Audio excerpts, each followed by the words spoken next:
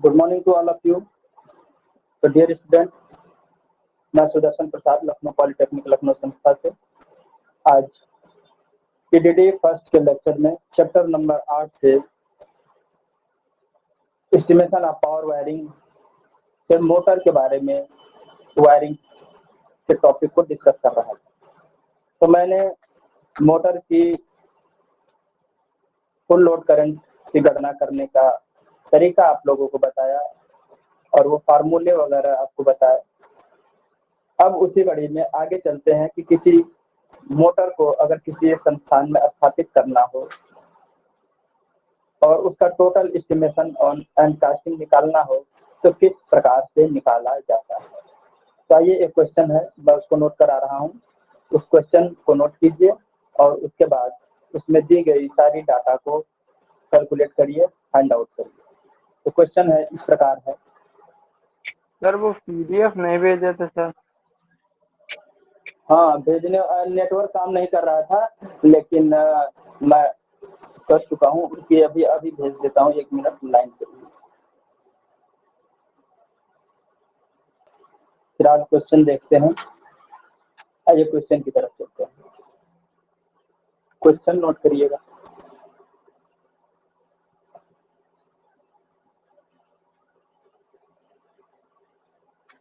Marker उसके लिए 1-2 page छोड़ दे सर।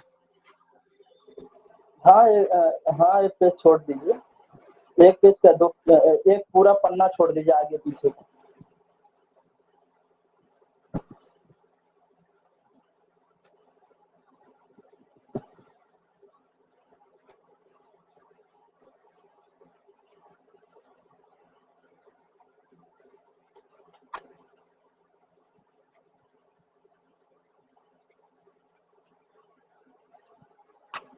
एट 8.2 वाला हमने आपको भेज दिया है, इसको देख लीजिएगा।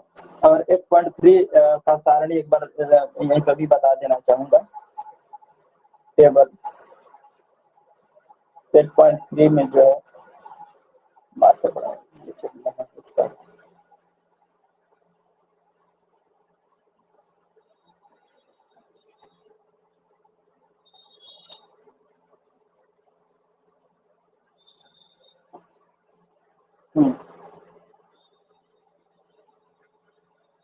चलिए टेबल नोट कीजिएगा। विभिन्न परिस्थितियों के लिए रेटिंग फैक्टर। विभिन्न परिस्थितियों के लिए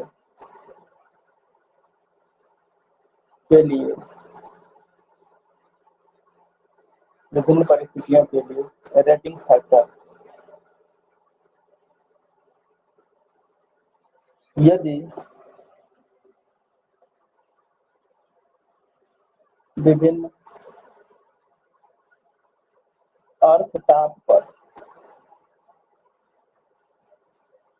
रेटिंग फैक्टर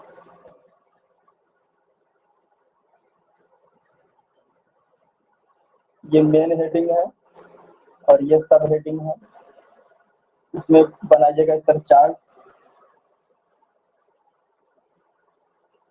लिखिएगा भू तापमान,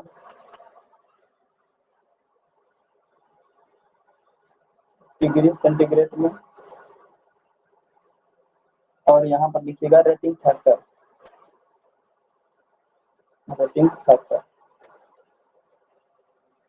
भू का तापमान 12 डिग्री सेंटीग्रेड होगा तो रेटिंग फैक्टर 1.17।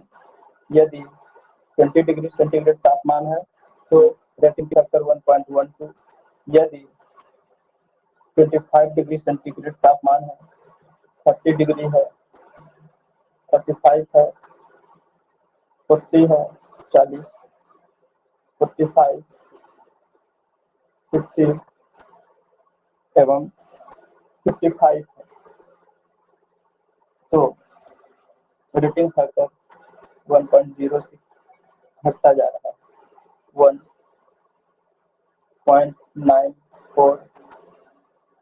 0.87, 0.79,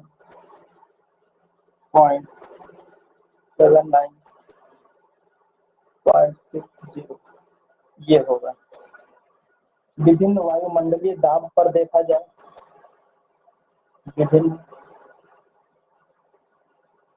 वायुमंडलीय दाब, वायुमंडलीय ताप पर रेटिंग फैक्टर क्या होगा? इसी तरह से फिर चार्ट बनाइए। वायुमंडलीय ताप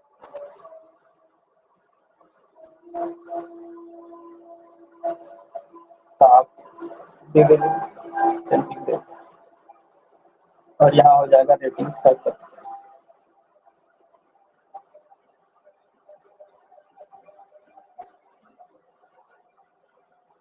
पच्चीस, 30, 35, 40, 46, 50, 55, 1.25, 1.16, 1.09, 1, 0.90, 0.80 और 0.69।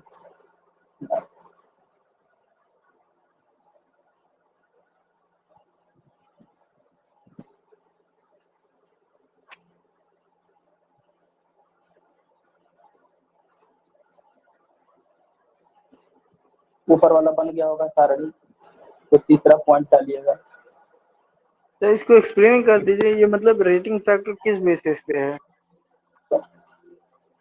रेटिंग फैक्टर जैसे कि अगर हम वायरिंग कर रहे हैं तो जब मोटर की वायरिंग करते हैं तो मोटर की तार को हम कुछ 1 मीटर या 1.5 मीटर या आधा मीटर गहराई खोद करके उसके अंदर से तार को हम ले जाते हैं अंडरग्राउंड माध्यम से। तो उस समय हमारे भूमि का तापमान कितना होना चाहिए या फिर कितना भूमि का तापमान है, उसके अनुसार हम केबल का इस्तेमाल करेंगे। ठीक है, केबल का इस्तेमाल इसी आधार पर करेंगे। ठीक है, तो सर ये जो 1.17 है ये क्या है सर, उस केबल का रेटिंग है? नहीं, केबल का रेटिंग नहीं है ये। केबल को अंदर डालने के लिए उसका जो इंसुलेशन प्रॉपर्टी वगैरह है उससे संबंधित रेटिंग फैक्टर है। ठीक है, कि करंट को रेटिंग फैक्टर से भाग करेंगे तब जाकर के हमारा केबल की माप प्राप्त होती है। ठीक है, केबल की माप कुछ विशेष परिस्थितियों में, ठीक है, केबल की माप कुछ विशेष परिस्थितियों में ज्ञात करने हेतु करंट को रेटिंग फैक्टर से भाग देना पड़ता है, तब जाकर के हमारे केबल की माप प्राप्त हो जाती है। ठीक है, तो केबल की माप हमें जानने के लिए जो एक्चुअल करंट आपका आता है कि मोटर कितना करंट ड्रॉ करेगा, तो उसमें रेटिंग फैक्टर का भाग दे देंगे तो हमें यह मालूम हो जाएगा कि केबल की माप हमें कितना रखना है। क्योंकि जब करंट का भाग दे देंगे ना तो वहाँ पर एक करंट निकल करके आएगा कि टोटल कितना करंट हमें इस इस केबल से गुजारना है। तो उसी आधार पर हम केबल के माप डिसाइड करते हैं और उसी आधार पर कंड्यूट पाइप या जो कुछ भी अगर नीचे से गुजारनी हो तो उसकी भी साइज हम निर्धारित करते हैं। ठीक है,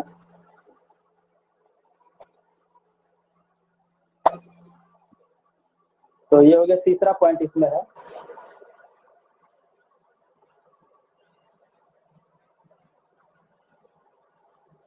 यहाँ तक हो गया होगा, बन गया है ना?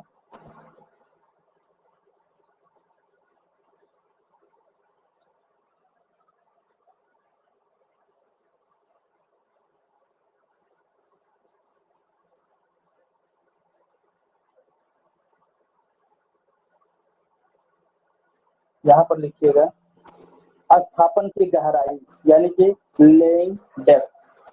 तीसरा तार को जब स्थापन करेंगे तो उसकी गहराई कितनी होगी, स्थापन गहराई है ना, यानी कि laying depth, laying depth depth पर रेटिंग फैक्टर निकालेंगे कि हमारे केबल की साइज क्या होनी चाहिए। ठीक है, तो इसमें लिखिएगा स्थापन की गहराई सेंटीमीटर में,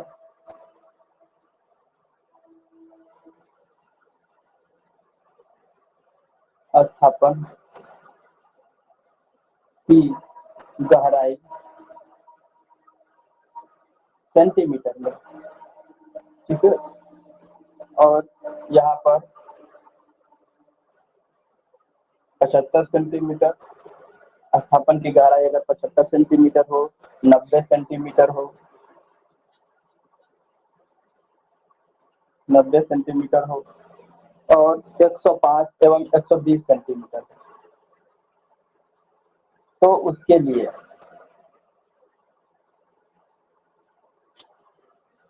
नीचे सारणी बनाइएगा।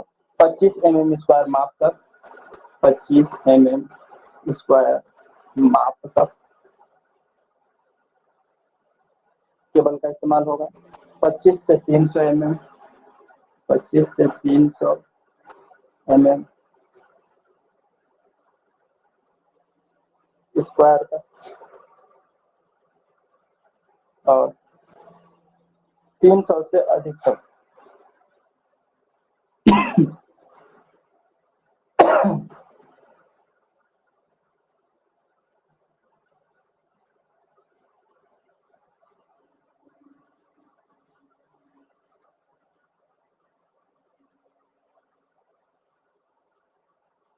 ठीक है।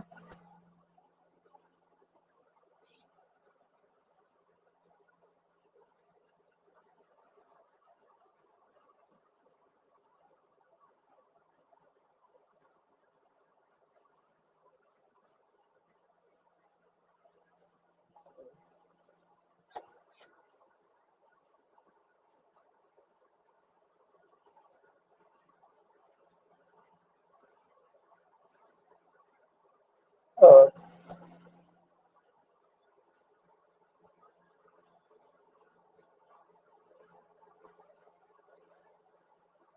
ठीक है,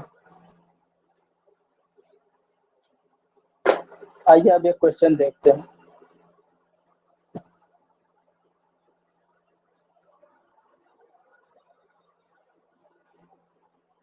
क्वेश्चन नोट करें।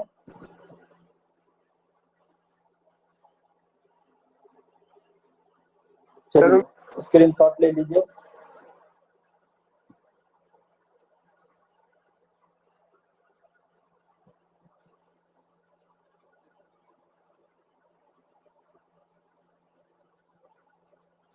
ये तीनों सारणी केबल 8.3 ही है।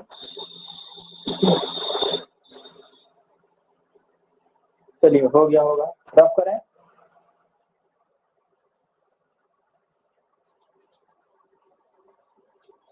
ये 75 90 क्या है? क्या चीज? ये है आपका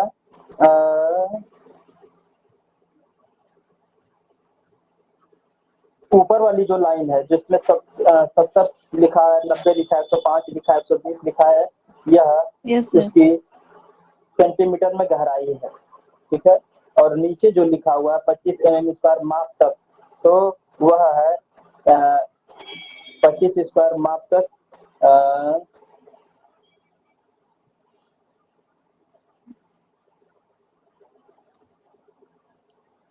हाँ 25 mm माप तक उसकी रेटिंग फैक्टर जो है जब उसमें भाग देंगे तो तब जाकर के ये प्राप्त हुआ। देखिए जरा भाग देखे 25। सर इसमें तो 1.99.98 दिया है। किसमें? इसी में, इसके साइड में जो ब्लॉक बना है, जो हमने लिखा है अभी उसमें। यस सर, हाँ उसी में। हाँ तो ये सारा स्थापन की गहराई करने के लिए यह रेटिंग फैक्टर है। इसमें रेटिंग फैक्टर ये दिया हुआ है, 1 होना चाहिए, 1 होना चाहिए, 0.99 होना चाहिए, 0.98 होना चाहिए।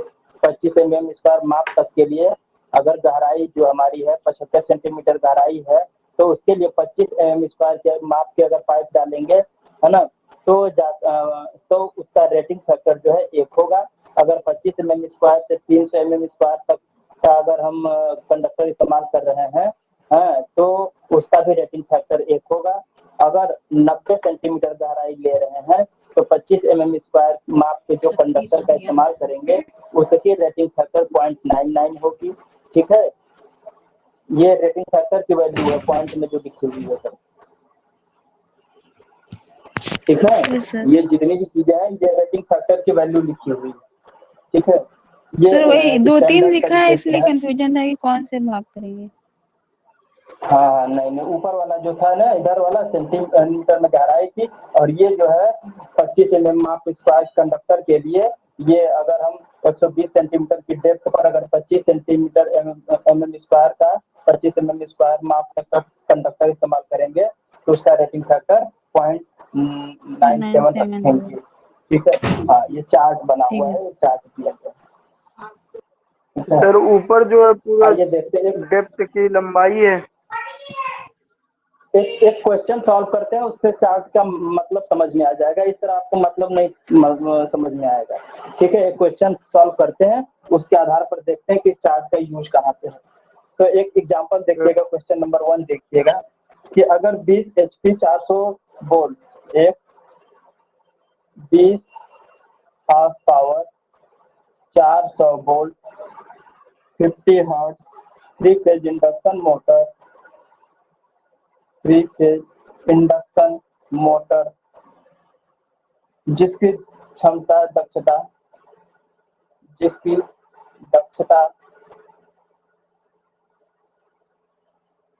90% तथा पावर फैक्टर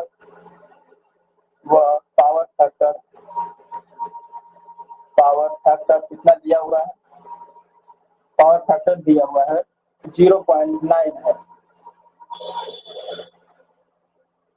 उसके लिए पीवीसी केबल द्वारा संयोजन दिया जाना है। उसके लिए पीवीसी केबल द्वारा कनेक्शन करना है। इसके लिए केबल की माप बताइए। इसके लिए केबल की माप बताइए।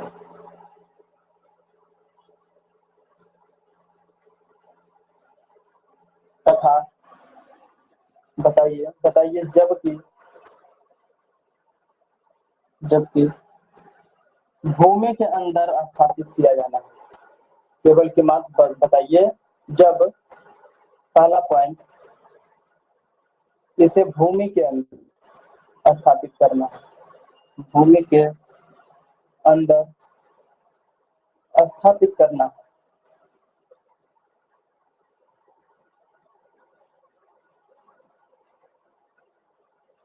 दूसरा पॉइंट, भूतल से गुजरती हुई केबल, भूतल से गुजरती हुई केबल, यानी कि भूमि के तल से गुजरता हुआ केबल है। और चौथा पॉइंट कह रहा है कि 50 डिग्री सेंटीग्रेड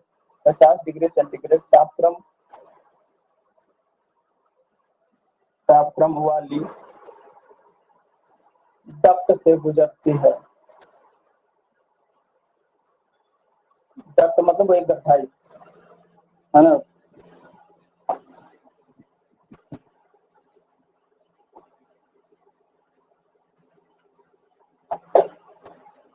थर्ड वाला फिर से एक बार रिपीट कर दीजिए। क्या चीज? से थर्ड वाला फिर से एक बार बता दीजिए, क्या लिखा है इंग्लिश में? 50 सेंटीमीटर तापक्रम वाली डक्ट से पास होती है। ठीक है,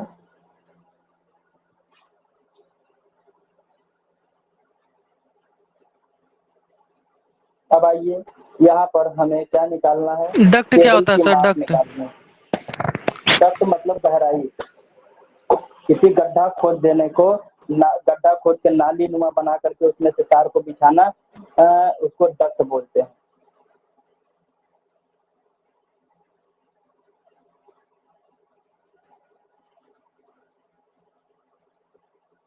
चलिए, तो अब यहाँ पर आपको क्वेश्चन सॉल्व करना है। तो पहले क्या करेंगे, इसका आउटपुट पावर निकालिए 3 फेज इंडक्शन मोटर का, कितना आएगा? सोल्यूशन जरा करिए। आप करेंगे स्वयं तो ज़्यादा बेहतर होगा, हम तो करके बता देंगे तो सारा महत्व खत्म हो जाएगा। सॉल्यूशन कीजिए जरा इसका।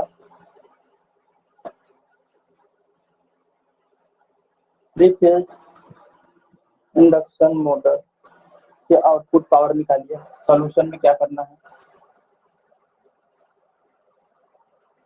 पहले आउटपुट पावर निकालिए। आउटपुट पावर के लिए क्या फार्मूला हमने बताया था, जल्दी से बताइए।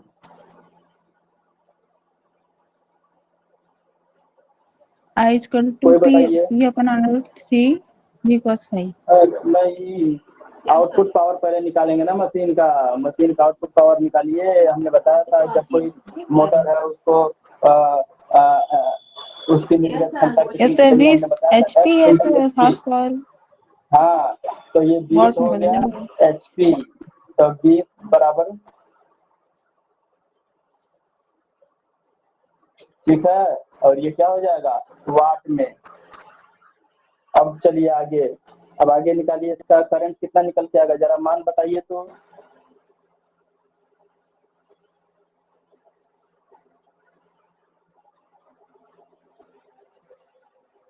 सॉल्व करके वैल्यू बताइए कितना आएगा।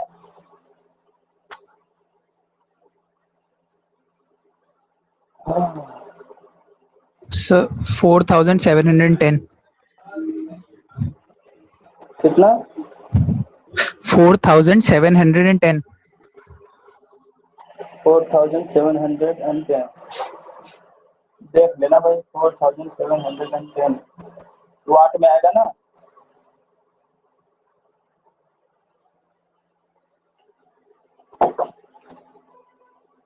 कितना आ रहा है कि 14,000 कुछ आ रहा है।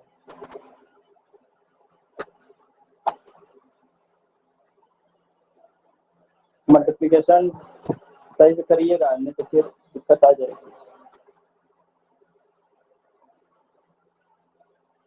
सर 14,000 है।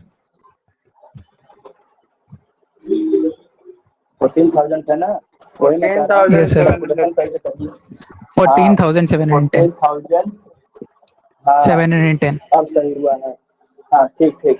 अब देखिए रेटेड वोल्टेज कितना दिया हुआ है, जो जो चीजें इसमें आपको प्राप्त है उसको एक बार निकाल 400 दीजिए। वोल्ट। रेटेड वोल्टेज कितना दिया है 400 वोल्ट, गुड। अब उसके बाद क्या करना है, अब इसके बाद इसकी इफिशियंसी कितनी दी हुई है, जितनी सारी चीजें दी हुई है उसको लिखिए। इफिशियंसी कितना है 90%। इसका मतलब क्या हो गया 90% को अगर हम 90%। 1/100 करें कितना पॉइंट कितना परसेंट आएगा,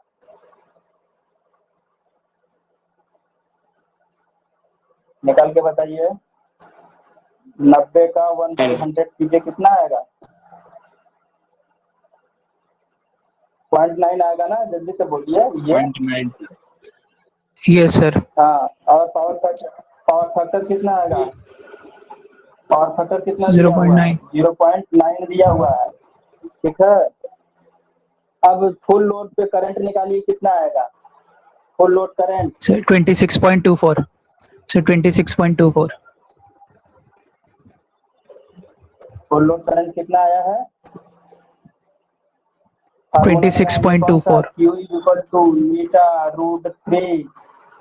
√3 V का फाई। तो यहाँ पे वैल्यू रखेंगे Q बराबर, अपने टोटल आउटपुट पावर Q बराबर कितना निकाला था 14,710 और मीटर कितना दिया हुआ है 0.9 इंटू √3 इंटू V कितना दिया है 400 वोल्ट और 5.9। अब इसको सॉल्व करेंगे तो आपको कितना निकल के आता है सर 26.24 हाँ 26.24 यानी 26.24 to 26.21। चलिए कुछ भी है पॉइंट में वैल्यू को इतना ज्यादा हाँ 21 आया है ना, इतना ही आएगा, ज्यादा वैसे कोई डिफर नहीं करेगा। हाँ तो इतना आ गया। किसमें आएगा, इसकी वैल्यू क्या होगी मात्रक यूनिट एम्पियर एम्पियर में।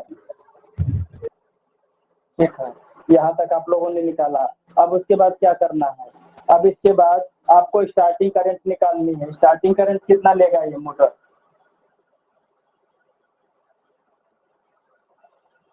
जरा बताइए, स्टार्टिंग करंट का फार्मूला क्या था? Sir 39.3 1.5 1 into full load current. हाँ, तो हाँ 1.5 इंटू फुल लोड करंट। तो जब इसको रखेंगे तो कितना आ जाएगा? 1.5 इंटू सर 39.3 1.5 इंटू 26.21 बराबर कितना आ गया? 39 पॉइंट कितना? 3 39.3 एम्पियर। चलिए ठीक है। अब उसके बाद देखिए, केबल की माप ज्ञात करनी है। तो लिखिए यहाँ पर, केबल की माप हेतु, केबल की माप। ठीक है, तो अब केबल की माप के लिए क्या लिखेंगे? आवश्यक धारा, रिक्वायर्ड करंट, आवश्यक धारा डिवाइडेड बाय रेटिंग फैक्टर। यानी कि हमने कहा ना कि केबल की माप ज्ञात करने के लिए धारा में रेटिंग फैक्टर से डिवाइड करते हैं तो केबल की माप हमें प्राप्त हो जाएगी। तो जरा इसमें डालिए, तो केबल की माप ज्ञात करने के लिए कितना आ रहा है? 39.3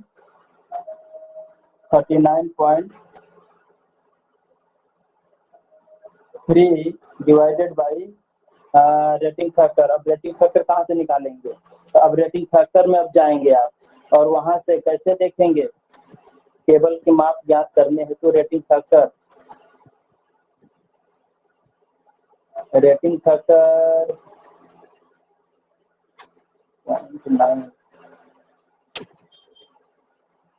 पूछा क्या है? केबल के अंदर से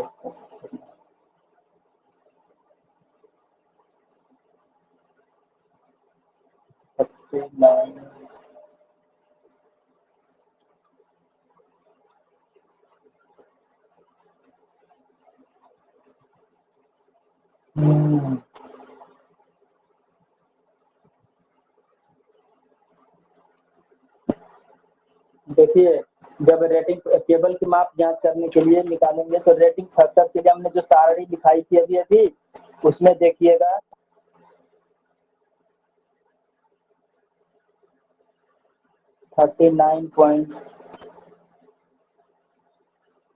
यानी 40 एम्पियर लगभग।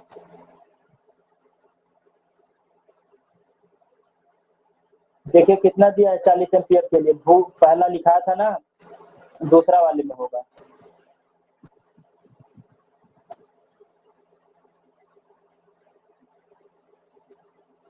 जीरो 0.87। 0.87। चलिए, तो 0.87 रखिए, या सीधा 0.9 रख दीजिए, कोई दिक्कत? 0.9 रख लें? कितना बताया? 0.87 है ना? तो 0.87 रख लीजिए या 0.9 रख लीजिए, क्या रखें?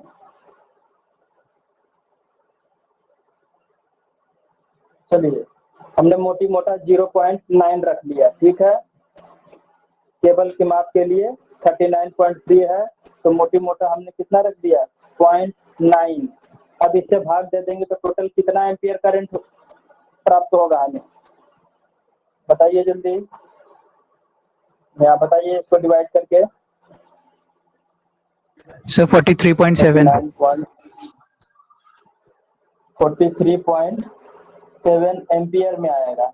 अब यहाँ से देखिए, अब आपको एक मैंने चार्ट आज भेजा है, उस दिन तो हम नहीं भेज पाए थे। तो देखिए, एक तो हमारे पास नहीं, इतना कम नहीं आएगा। फिर से भाग दे करके देखिए, और हमारे पास देखिए ये एक चार्ट है बुक में दिया हुआ। सर केबल की माप ये साइज है कि लंबाई है?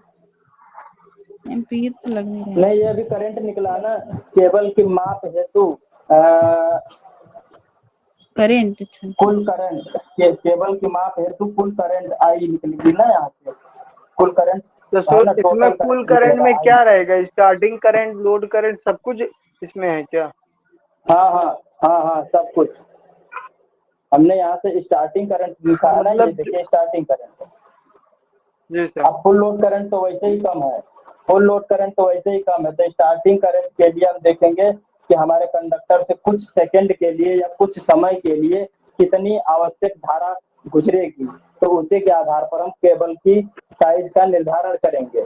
ठीक है, तो केबल की साइज की निर्धारण करने के लिए जो हमने निकाला है टोटल, यहाँ पे कर सकते हैं आई डबल डैश कर सकते हैं, I double dash is equal to sir इसमें जो मतलब कि सबसे हाई करंट रहेगी वो स्टार्टिंग करंट ही जो रहेगी, तो केबल की जो मोटाई होगी वो 39.3 एम्पियर से ही तो नापा जाएगा कि 43.7 तो से उसी आएगा। हिसाब से नापा जाए, उसी हिसाब से नापा जाएगा।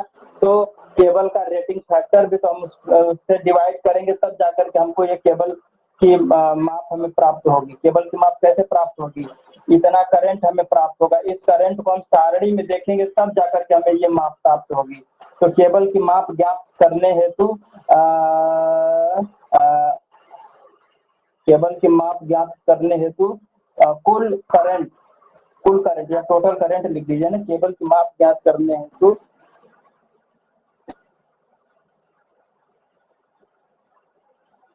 केबल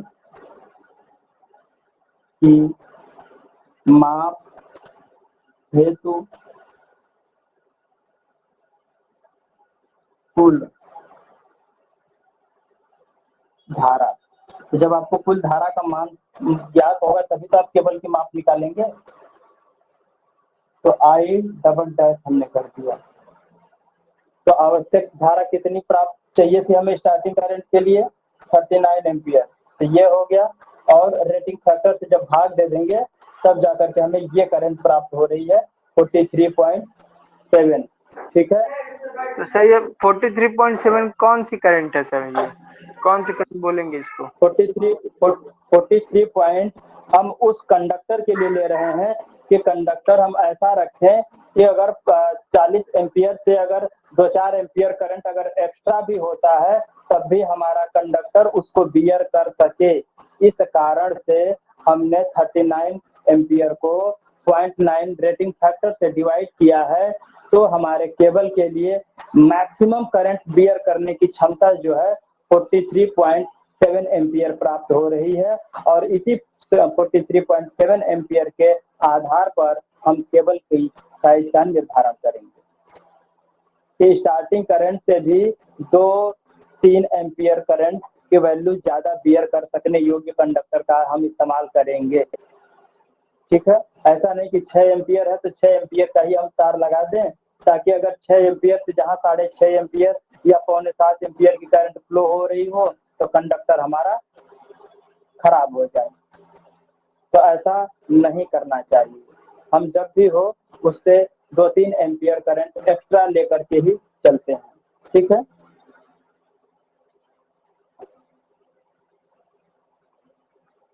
अब आगे देखते हैं। उपर्युक्त सारणी द्वारा देखेंगे हम कि 50 सेंटीमीटर डक्ट से ले जाने हेतु, अब नीचे मेरे पास जगह नहीं है, मैं इसको रफ करूंगा, ऊपर का जो क्वेश्चन है मैं उसी को रफ कर दे रहा हूँ। देखिए यहाँ पे लिखा है 50 सेंटीमीटर तापक्रम वाली डक्ट से गुजरती है। तो आइए क्वेश्चन में अगर दिया होगा 50 सेंटीमीटर डक्ट वाली से गुजरती है तब क्या करेंगे?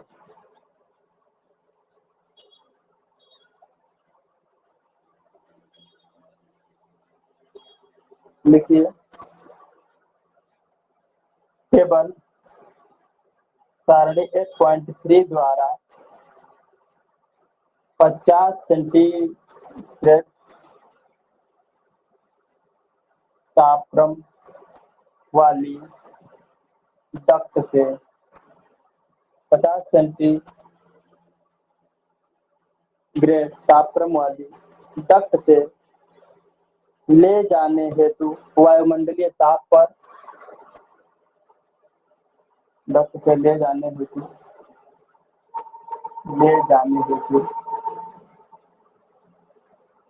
वायुमंडलीय ताप पर रेटिंग फैक्टर देखिए।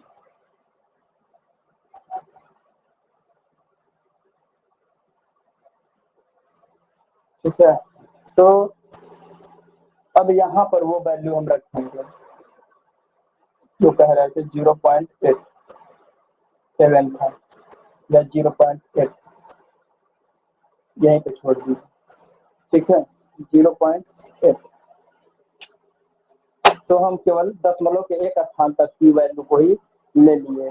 आप सारणी में देखिए 50 सेंटीमीटर,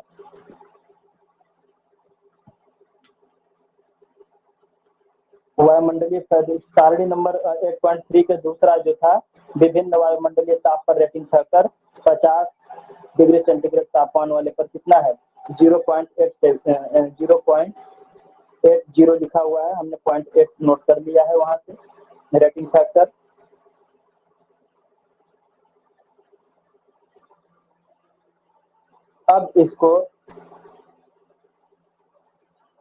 अब इसको हम I double dash divided by 0.8 से डिवाइड करेंगे यहाँ पर।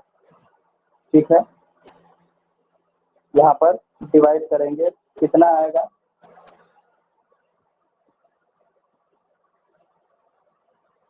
I ट्रिपल डैश हमको यहाँ पर प्राप्त होगा जब 50 डिग्री सेंटीग्रेड तापक्रम पर डक्ट से ले जाने के लिए, कंडक्टर को डक्ट से ले जाने के लिए वायुमंडलीय तापमान पर अगर रेटिंग फैक्टर निकालेंगे तो I triple dash is equal to I double dash divided by 0.8, यह एक फार्मूला तैयार होता है और इसी का इस्तेमाल करेंगे। ठीक है, यहाँ पर होता है रेटिंग फैक्टर।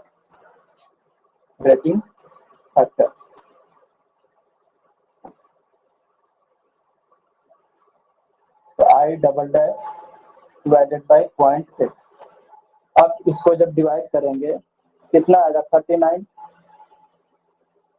I डैश रखेंगे, I डबल डैश नहीं रखेंगे, I डैश होगा। जो प्रारंभिक स्टार्टिंग करंट आपने निकाला था वो रखेंगे। ठीक है, I डबल डैश नहीं रखेंगे। तो I डैश बराबर 39 पॉइंट कितना निकला था 39.3 डिवाइडेड बाई 0.8। अब इससे डिवाइड करेंगे तो हमें करंट कितना प्राप्त होगा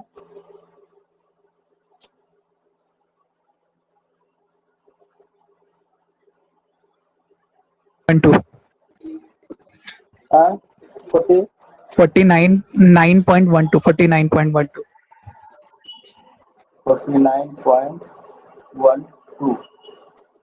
चाहे 14 जो किया रहा हो।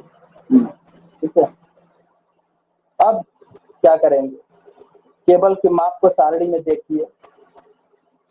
सारणी तो आपके पास है नहीं, मेरे पास है। देखिए, हमें यहाँ पर लेड एयर सिंगल कोर से हम करने वाले हैं। तो ये देखिए,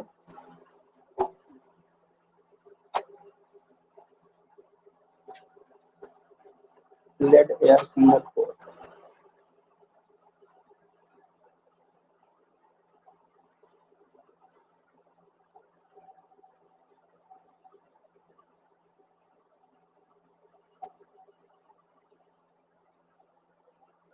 ये देखिए, ये हमारे बुक में एक चार्ट बना हुआ है। यहाँ पर लिखा हुआ है लेड इन एयर। ठीक है, ये चार्ट बना हुआ है। ठीक है, अब इस चार्ट में से अगर क्वेश्चन में दिया होगा कि लेड इन ग्राउंड यानी भूमि में स्थापित या एकल मार्ग नली में स्थापित या कहेगा वायु में स्थापित। ठीक है, तो अगर वायु में स्थापित कहेगा तो उसके लिए हम इस चार्ट का प्रयोग करेंगे। अगर कहेगा एकल मार्गीय नली के माध्यम से डक्ट में स्थापित करने के लिए तो हम इस चार्ट का प्रयोग करेंगे। अगर कहेगा भूमि में स्थापित करेंगे तो आपके क्वेश्चन में दिया हुआ तो भूमि के अंदर स्थापित किया जाना है। तो भूमि के अंदर अगर स्थापित किया जाना है तो ये वाला चार्ट हम प्रयोग करेंगे। 3 खाने इसमें बने हुए, तीनों में 3 कॉलम में डिवाइड किया गया है। तो पहला है लेड इन ग्राउंड, यानी भूमि में स्थापित करना है। तो जब भूमि में स्थापित करना है तो टोटल करंट हमको, हाँ तो इसके बगल वाला दोनों क्या थे सर? एकल मार्गी क्या बोले थे, ये कौन से थे? तो जो चार्ट दिखा रहे थे, देखिए हमारे पास अब चार्ट आपको दिखेगा नहीं ना यहाँ से, इसलिए आपके पास बुक है? कौन कौन से थे सर? तीन तरीके का चार्ट में 3 कॉलम बने हुए हैं। एक में लिखा हुआ है भूमि में स्थापित, एक में लिखा हुआ है भूमि में स्थापित, भूमि में स्थापित, और दूसरा है लेड इन, यानी एकल मार्गीय नली में स्थापित, एकल मार्गी यानी सिंगल वे कंड्यूट पाइप में, सिंगल वे एकल मार्गी एकल मार्गी नाली, नाली में, यानी कि नाली का मतलब हो गया डक्ट, डक्ट का मतलब वह नाली जिस नाली के अंदर हम उसको तार को फैला रहे हैं। और दूसरा है laid in air, laid in air का मतलब वायु में स्थापित, वायु में स्थापित मतलब हम बाहर से एयर के संपर्क में, वायु में स्थापित, वायु में यानी खुले एनवायरनमेंट में हम उसको स्थापित कर रहे हैं, सबके लिए है। और यह अगर गड्ढे के अंदर पाइप के माध्यम से गुजार रहे हैं सबके लिए है। और ये भूमि में डायरेक्टली बिना किसी पाइप के उसको बिछा करके बालू की मोटी परत से ढक देते हैं और ऊपर से पत्थर या पटिया लगा करके कवर कर देते हैं, उसके लिए है। तो आपको क्वेश्चन में भूमि के अंदर स्थापित करने के लिए कहा है, तो भूमि के अंदर स्थापित करने के लिए कई कोर का केबल दिया है, single core, double core, triple core, है ना। कोर की साइज दी हुई है और उसमें नीचे धारा का मान दिया हुआ है, और इसमें भी कंडक्टर के कोर की साइज दी हुई है, सिंगल कोर, डबल कोर, है ना। तो कोर है और उसके अंदर नीचे करंट का मान लिखा हुआ है, इसी तरह इसमें भी है, ठीक है। तो अब हम क्या करेंगे कि भूमि पर स्थापित वाले चार्ट में सबसे अधिक धारा का मान 49.12, यानी कि देखेंगे सबसे ज्यादा करंट किसमें है, और जहां हमको 50 एम्पियर की करंट मिल जाएगी उसी के सामने आपके कंडक्टर की साइज लिखी होगी, उसी के ठीक सामने यहाँ पे कंडक्टर की साइज लिखी होगी, कंडक्टर की साइज, ठीक है। तो यहाँ पर हम नीचे जब जाएंगे तो यहाँ पे हमको 50 एम्पियर करंट प्राप्त होगा, और देखेंगे कि यहाँ पर कितना एमएम की कंडक्टर हमें प्रयोग करनी है, उसका हम कंडक्टर की साइज यहाँ से प्राप्त कर लेंगे, ठीक है। तो हम चार्ट में देखने जा रहे हैं कि मेरे चार्ट में दिया क्या है, ठीक है। तो हमें भूमि में स्थापित करना है, तो हम पहले क्या करेंगे, कंडक्टर की में फ्लो होने वाली करंट हम देखने जा रहे हैं। करंट की वैल्यू है 49 और अधिकतम 46 दिया हुआ है, 49।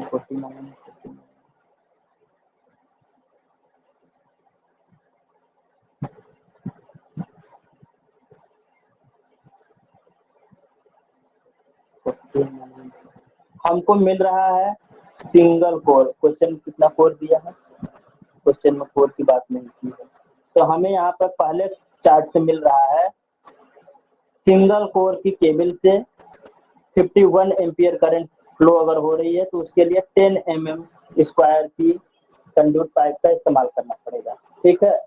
अगर यहाँ पर ये दिखा रहा है तो हमारे चार्ट में दिखा रहा है 51 एम्पियर करंट, है ना। 51 एम्पियर करंट के लिए 10 mm स्क्वायर कंडक्टर का हम इस्तेमाल करेंगे। तो अब यहाँ पर हम चार्ट के हिसाब से देखने के बाद हमें यह प्राप्त हो रहा है, तो अब लिखेंगे हम यहाँ पर, नीचे लिखिएगा, आपके पास अगर किताब होगी तो उसमें से सारणी आप देख सकते हैं, अदरवाइज हम सारणी भेज देंगे आज।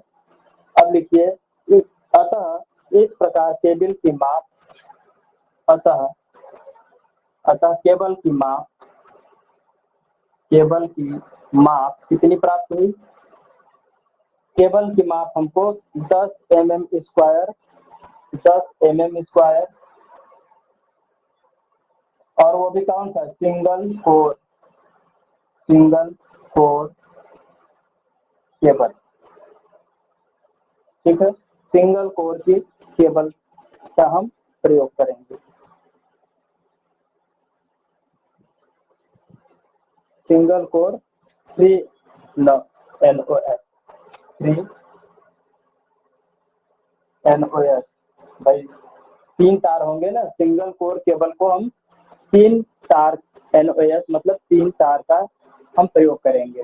क्यों? क्योंकि देखिए हमारी 3 फेज की मोटर है, तो उसको 3 फेज की सप्लाई को ले जाने के लिए 3 कंडक्टर होने चाहिए। ठीक है, तो 3 नंबर होंगे हमारे कंडक्टर के, 3 कंडक्टर होंगे सिंगल कोर केबल के। ठीक है,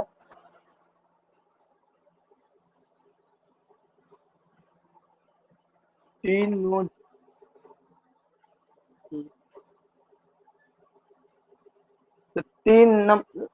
नोड मतलब 3 तार। NOS मतलब 3 नंबर, 3 तार है, 3 NOS का मतलब हो गया 3 तार होंगे और सिंगल कोर के होंगे। ठीक है, तो और ये दूसरा एनओएस कह रहा मतलब था नंबर ऑफ स्ट्रैंड्स ना सर, नंबर ऑफ स्ट्रैंड्स।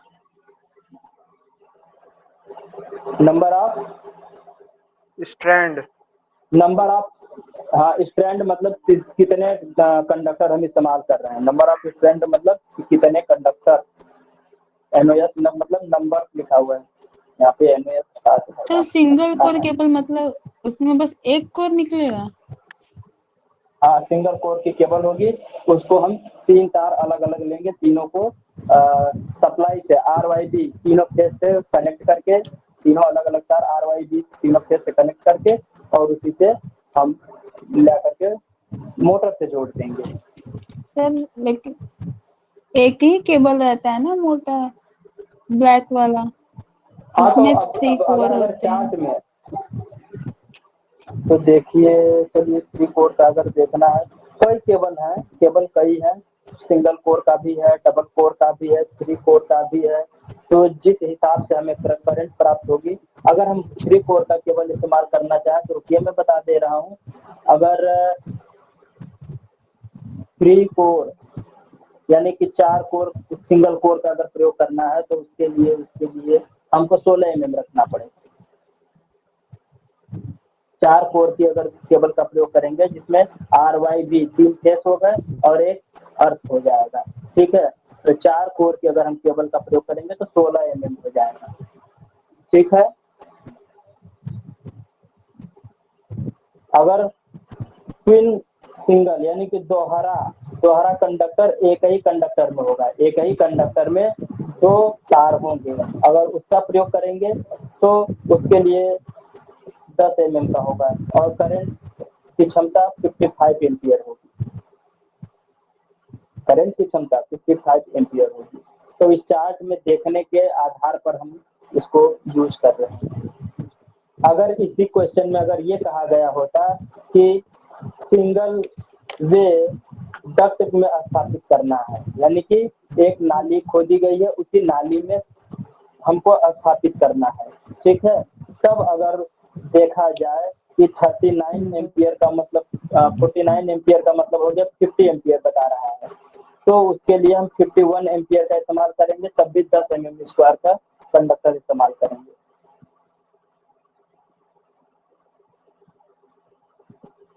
ठीक है, सारणी होती है आपके पास तो देख सकते हैं। हालांकि क्वेश्चन के बाद मैं सारणी को भेज दूंगा, आप उसको देख लीजिएगा। मोबाइल से मैं दिखा नहीं पा रहा हूँ स्क्रीनशॉट, अगर स्क्रीनशॉट आपको दिख रहा हो तो देखिए, ये देखिए,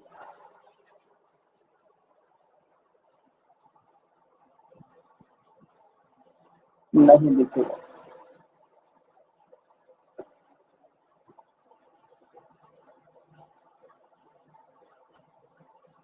धुंधला धुंधला दिख रहा है, नहीं दिखेगा। चार्ट हम भेज देंगे। किसी के पास कोई बुक नहीं है?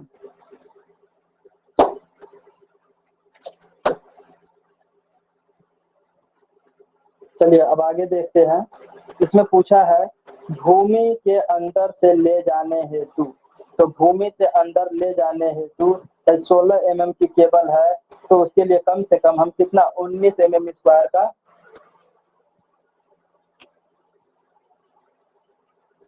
पाइप का इस्तेमाल करेंगे।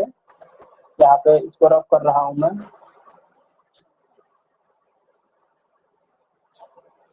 ठीक है, तो दूसरा पॉइंट इसमें कहा है कि भूमि के अंदर से ले जाने हेतु, है ना, भूतल से गुजरती हुई केबल भूमि के अंदर से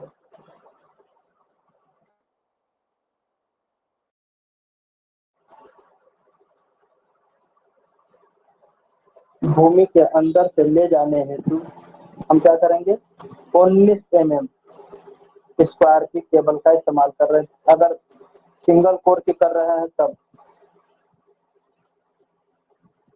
सिंगल कोर की करेंगे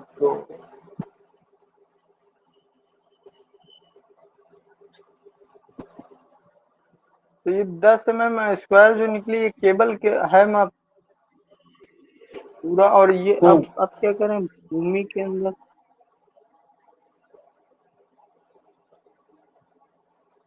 देखिए भूमि के अंदर से ले जाने के लिए क्या लिखा है?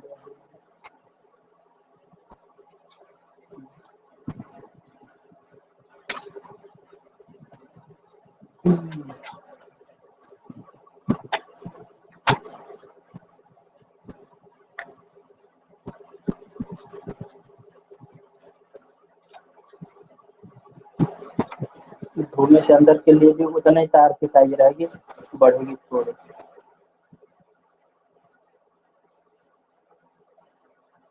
चलिए, तो भूमि के अंदर से ले जाने के लिए हम 16 mm का इस्तेमाल कर लेंगे। ठीक है, ये तो आपका बाहर बाहर हो जाएगा। ठीक है, केबल की माप जो है बाहर बाहर के लिए इतना है। अगर भूमि के अंदर से ले जाने हेतु तो जो केबल भूमि के अंदर बिछाई जानी है उसको थोड़ा हम मोटा रखेंगे। तो हम क्या रख देंगे, 16 mm स्क्वायर। भूमि के अंदर जो केबल बिछाएंगे उसको हम थोड़ा मोटा रखेंगे ताकि जो हमारा भूमि के अंदर बिछाया जाने वाला केबल होता है वो थोड़ा हाई स्ट्रेंथ मटेरियल उसके अंदर क्षमता होनी चाहिए, ताकि जमीन के अंदर स्थापित करने के बाद ऊपर से कोई मैकेनिकल चोट वगैरह भी पड़े तो केबल हमारा बियर कर सके। ठीक है, इसलिए भूमि के अंदर बिछाए जाने वाले केबल की माप को हमने 16 mm स्क्वायर रख लिया है। ठीक है, और ये क्या है, ये वायुमंडलीय तापमान पर है। तो ये वायुमंडलीय तापमान अर्थात ये बाहरी वायुमंडलीय तापमान के संपर्क में रहेगा। तो वो कितना आ गया, 49 एम्पियर आया है। तो उसके लिए हमने केबल की साइज कितनी डिसाइड की, 10 mm स्क्वायर की।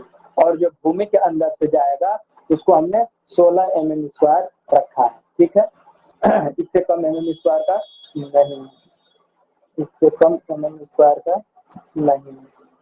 16 से 10 mm, फिर 16 mm, 25 mm, 35 mm, 50 mm, 70 mm, 95 mm, इस तरह से mm बढ़ता जाता है और यह 400 mm तक जाता है।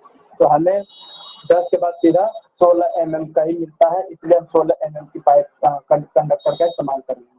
और दूसरा पॉइंट इसमें आएगा, बोतल के ऊपर से ले जाने हेतु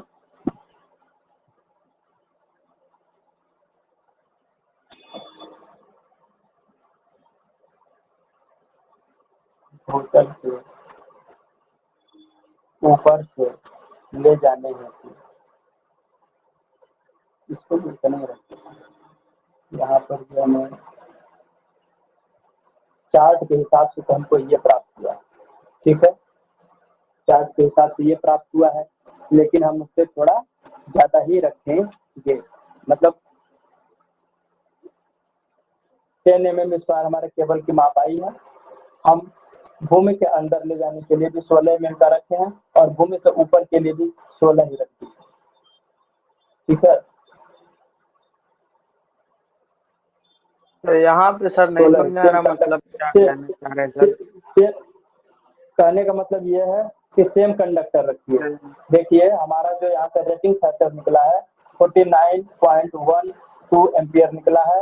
अगर हम चार्ज के हिसाब से देखेंगे तो 51 एम्पियर करंट फ्लो कराने के लिए 10 mm स्क्वायर कंडक्टर का इस्तेमाल कर सकते हैं। ठीक है, चार्ज के हिसाब से। तो चार्ट के हिसाब से हमें केबल की माप 10 mm स्क्वायर प्राप्त हुई है ना। तो हम भूमि के ऊपर से ले जाने हेतु कंडक्टर की माप अगर भूमि के अंदर से ले जाएंगे, भूमि के ऊपर से ले जाने हेतु, तो हम 10 mm स्क्वायर से थोड़ा ज्यादा रखेंगे। ठीक है, केबल की माप हमें सारणी से तो इतना प्राप्त हुआ है, लेकिन वास्तविक तौर पर अगर हमें भूमि से ऊपर स्थापित करना है तो कम से कम 16 mm स्क्वायर का रखेंगे और भूमि के अंदर भी 16 mm का रखेंगे। ठीक है, क्योंकि तापमान की नमी की वजह से हमारे कंडक्टर का इंसुलेशन अगर कम mm का कंडक्टर इस्तेमाल करेंगे तो वो गर्मी और तापमान की वजह से उसके अंदर का इंसुलेशन मटेरियल जल्दी ही सूख जाता है, तो तार हमारा जो है ऊपर से दरार और चट्टे छोड़ने लगते हैं और चटकन जैसी समस्या आने लगती है। जैसे आपके घरों में केबल लगा होगा खंभे से, तो वो वायुमंडलीय तापमान के संपर्क में रहता है और जैसे ही वो केबल तो काम करता ही है, लेकिन ऊपर का जो उसके इंसुलेशन होता है वो तापमान के कारण खराब हो जाता है और चटकने जैसी दरार जैसी हो जाती है और उसको अगर हाथ से आप पकड़ के खींचेंगे तो एक ही बार में पूरा खुल जाएगा। ठीक है, और जब नया खरीद के लेकर के आएंगे साथ तो उसके केबल के ऊपर का जो कवर होता है आप इस तरीके से छीलने का प्रयास करेंगे तो आसानी से वो नहीं अलग होगा। ठीक है, तो तापमान को बियर करने हेतु कम से कम वो चार्ट के हिसाब से जो हमें केबल की साइज प्राप्त हुई है उससे नेक्स्ट जो साइज होगी वही साइज हम यहाँ पर रखेंगे। ठीक है, हालांकि 10 mm भी अगर यहाँ रख देंगे आप इस जाल में कोई दिक्कत नहीं है, यहाँ भी 10 mm रख देंगे तो कोई दिक्कत नहीं है। ठीक है, 10 mm यहाँ दोनों जगह रखेंगे कोई दिक्कत नहीं है, क्योंकि भूमि के अंदर और भूमि के ऊपर सेम साइज का कंडक्टर ही इस्तेमाल करेंगे। ठीक है, वरना बीच में हमें जोड़ देना पड़ जाएगा, तो हमें जोड़ देने की आवश्यकता नहीं है, हमें जो केबल प्राप्त हुई है वही रख सकते हैं। अदरवाइज आप इसको थोड़ा बढ़ा करके mm साइज में भी आप खरीद सकते हैं ताकि हमारा कंडक्टर ड्यूरेबल रहे और उसका इंसुलेशन जल्दी फेल ना हो। ठीक है, 10 mm भी रखेंगे कोई दिक्कत नहीं, 16 mm भी रख देंगे कोई दिक्कत नहीं, 10 ही रख लीजिए, जितना आपने चार्ज से निकाला उतना ही रख लीजिए। ठीक है, अगर इसे बढ़ा करके भी रख लेंगे ठीक है। अब उसके बाद देखिए यहाँ तक जब आप प्राप्त कर लेंगे सारे डाटा,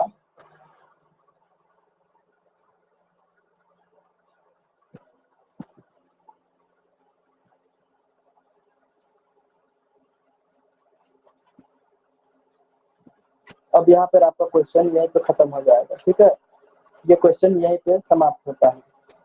अब अगर हमें किसी संस्थान की बात करनी है, अगले क्वेश्चन पे चले।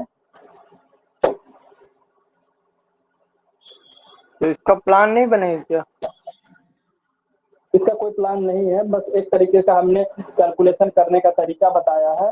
ठीक है, अब आगे चलते हैं, इसका प्लान वगैरह वाला क्वेश्चन हम डिस्कस करते हैं।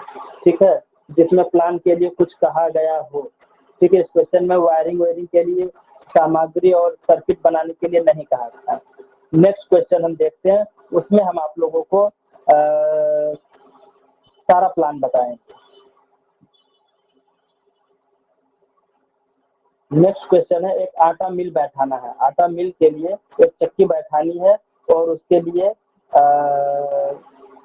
5 हार्स पावर की मोटर है। ठीक है, और इसका वायरिंग भी करना है आपको और मल्टी लाइन सर्किट भी बनाना है इसका, और उसमें लगने वाले सामग्री की सूची भी तैयार करनी है। ये थोड़ा क्वेश्चन लंबा है और ये बहुत बहुत इम्पोर्टेंट क्वेश्चन है। ठीक है, तो आइए उस क्वेश्चन की तरफ चलते हैं।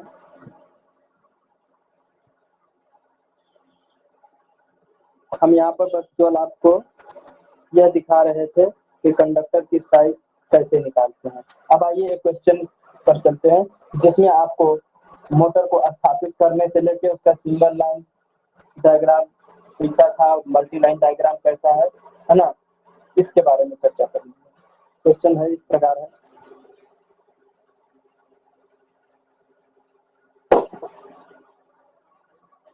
एक आपको इस तरीके से चित्र दिया हुआ है।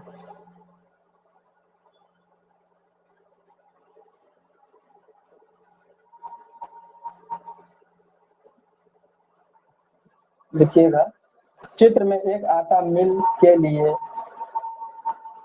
चित्र में एक आटा मिल के प्लान में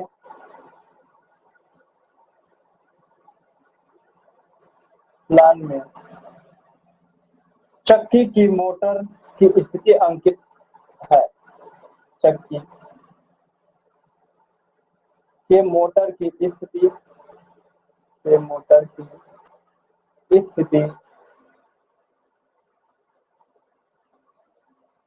अंकित है। ये कहा गया कि इस फिगर में हमको मोटर यहाँ पर लगाना है, ठीक है, और सप्लाई हमारी यहाँ पर, सप्लाई, और यहाँ पर है मोटर। उक्त आटा चक्की की उक्त या प्रयुक्त लिखिए, प्रयुक्त आटा चक्की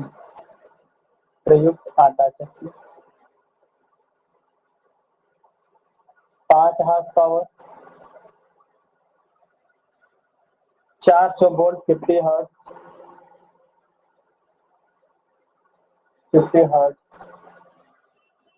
3 फेज इंडक्शन मोटर के लिए,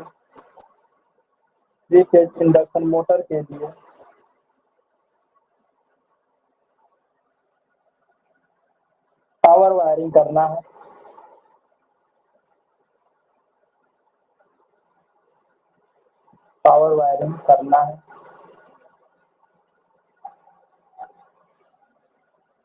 पावर वायरिंग व्यवस्था का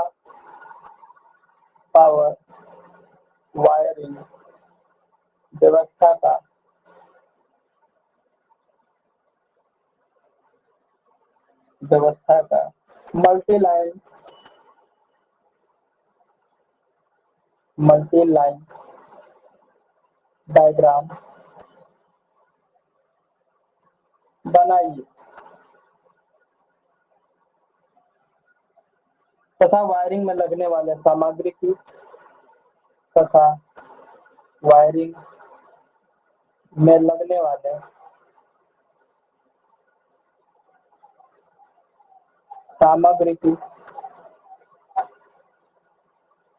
सूची बनाइए।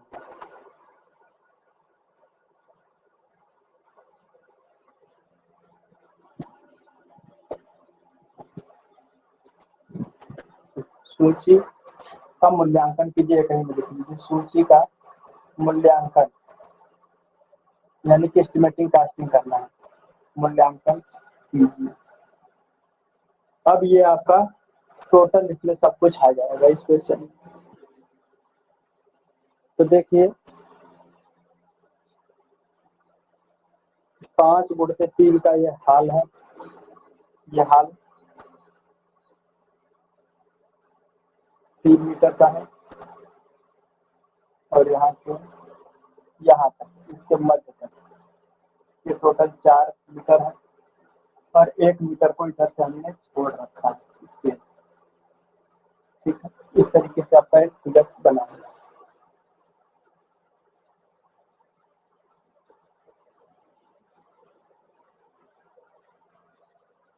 ठीक है। और यहाँ पर मेन डोर है, बना लीजिए आप, और यहाँ पर एक विंडो बना दीजिए, कहीं भी एक विंडो यहाँ पर बना दीजिए, और एक विंडो इस साइड बना दीजिए, ठीक है। अब चलते हैं, कुछ एजम्पशन लीजिए।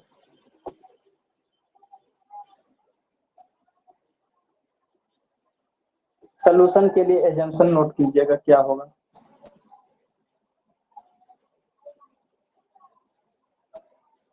ठीक है, तो कुछ पूर्वानुमान हमें करना है कि मोटर की इफिशियंसी कितनी है, दे नहीं रखा है, इसमें क्वेश्चन में दिया है, नहीं दिया, तो हम रख लेंगे कि मोटर की इफिशियंसी 80% है। क्या रखेंगे, आप मान सकते हैं मोटर की इफिशियंसी कितना मानेंगे, 80% आप रखिए, ठीक है, 80, 85, 90, है ना, जिससे हमारी मोटर की इफिशियंसी अच्छी से अच्छी प्राप्त हो। ठीक है, तो हमने 80 रख लिया। अब आगे चलते हैं, पावर फैक्टर कितना है, नहीं दिया हुआ है, तो एक अच्छे मोटर की पावर फैक्टर कितना है, 0.8 या 0.9, कुछ भी आप अपने हिसाब से रख लीजिएगा। ठीक है, हम यहाँ पर 0.8 लैगिंग पावर फैक्टर हमने, ठीक है। अब आगे चलते हैं, दूसरा एजम्पशन पॉइंट है, मेन स्विच, मोटर स्विच एवं स्टार्टर फर्श से कितनी ऊंचाई पर लगाए जाएंगे। मेन स्विच, ठीक है, मेन स्विच, मोटर स्विच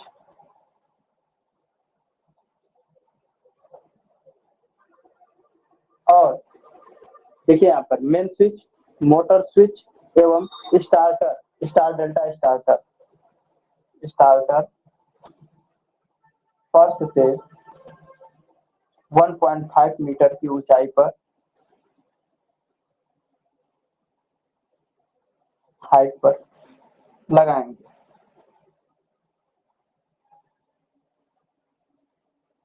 ठीक है, इतना हाइट पर स्थापित करेंगे, हाइट पर स्थापित, ठीक है, कहाँ पे, दीवार पर, हम जो इसकी दीवार होगी वहां पे मेन स्विच, मोटर स्विच एवं स्टार्टर को 1.5 मीटर की ऊंचाई पर फर्श से लगा देंगे। तीसरा अजम्पशन क्या होगा, तीसरा एजम्पशन वायरिंग को कंड्यूट विधि से करना है। ठीक है, वायरिंग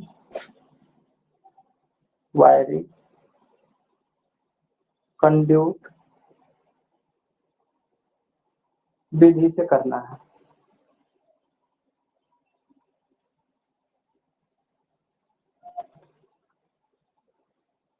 ठीक, और इसमें नेक्स्ट पॉइंट इसी में है, कंड्यूट पाइप फर्श से मेन स्विच की ऊंचाई पर से ले जानी है। कंड्यूट पाइप को, ये हम अपना कैलकुलेशन कर रहे हैं, कंड्यूट पाइप को फर्श से कितनी ऊंचाई पर, उतनी ही ऊंचाई पर जितनी ऊंचाई पर हमें मेन स्विच, मोटर, स्टार्टर इत्यादि लगाए जाने हैं। तो कंड्यूट पाइप को फर्श से मेन स्विच की ऊंचाई पर या मेन स्विच की ऊंचाई से ले जाना है, मेन स्विच की ऊंचाई से ले जाना है। ठीक है, तो जो कंड्यूट पाइप को हम ले जा रहे हैं वो मेन स्विच के एकदम पास से ही हम ले जा रहे हैं। अब वायरिंग के लिए PVC insulated aluminium conductor single core cable उपयोग में करना है। जो कोई भी आप केबल इस्तेमाल कर रहे हैं, PVC aluminium conductor, PVC insulated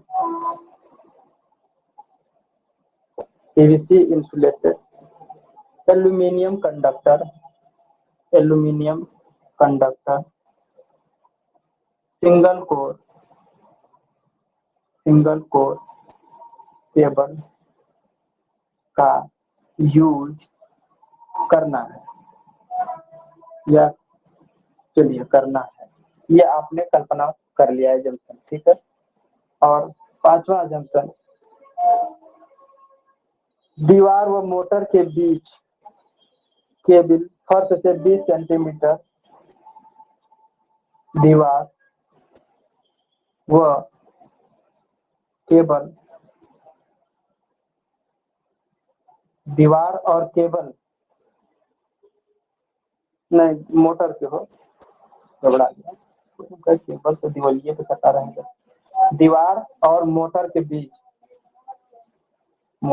बीच कितनी दूरी होनी चाहिए ये देखना है। दीवार व मोटर के बीच केबिल फर्श से 20 सेंटीमीटर नीचे से जाती है। केबिल फर्श से 20 सेंटीमीटर नीचे से जाती है।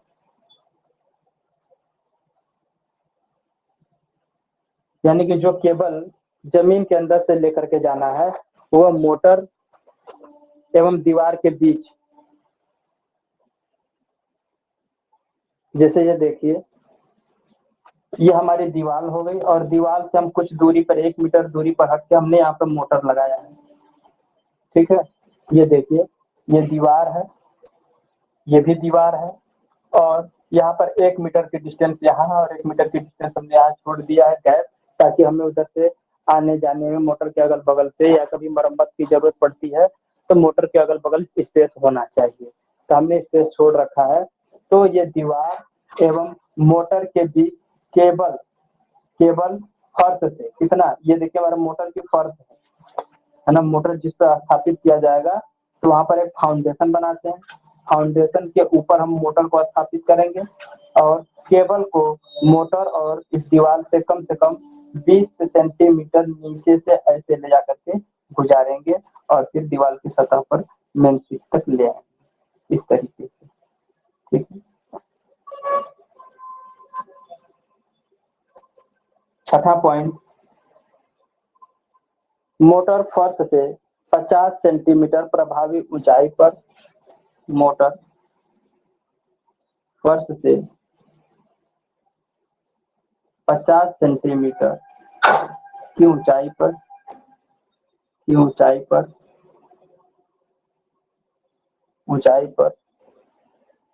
निर्मित नींव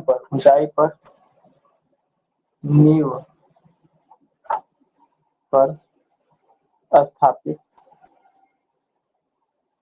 करनी है।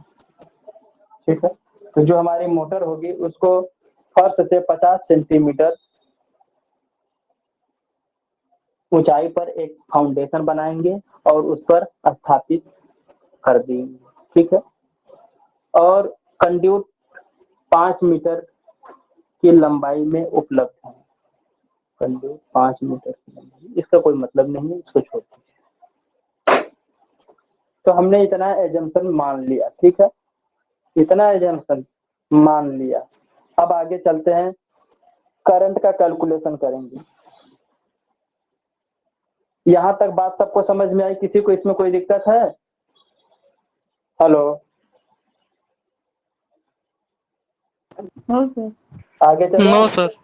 आगे चलते हैं। ठीक है, इतना एजम्पशन आपको मानना है, आप इतना मान लेंगे मोटर की स्थिति को देखकर कि अब यहाँ पर देखिए, अब अगर हमको देखिए कोई भी हम इंस्टॉलेशन करेंगे तो आटा चक्की के लिए तो केबल की साइज ज्ञात करनी है, मटेरियल लगाने हैं, तो जाहिर सी बात है कि हमें मोटर कुछ न कुछ करंट ड्रॉ करेगी। तो हम करंट कैसे निकालेंगे, क्योंकि यहाँ पर ना आपको एफिशिएंसी दी है ना पावर फैक्टर दिया है।